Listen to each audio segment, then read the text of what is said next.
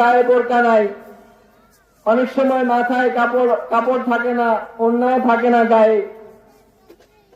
কিন্তু যিনি যখন হঠাৎ করে একজন পুরুষ দেখেন তখন অন্যদিকে ফিরে যান, ফিরে উনি মনে করেন যে উনি এটাই তার পর্দা, এটাই তার পর্দার বিধান, এতে করে তার পর্দা আদায় হলো।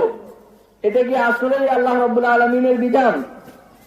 আল্লাহ কি এটা বলছেন যে তুমি বেপর্দা হয়ে রাস্তায় চলবা, এরপরে যখন কোনো পুরুষ দেখবা, দেখলে হঠাৎ করে রাস্তায় থেমে যাওয়া, থেমে গিয়ে অন্যদিকে ফিরে যাওয়া, এরপরে হাতে ছাতা থাকলে ছাতা একটা পেছন দিয়ে মেলে দিবা, এটা তো আল্লাহ রাব্বুল আলামিন বলেন নাই।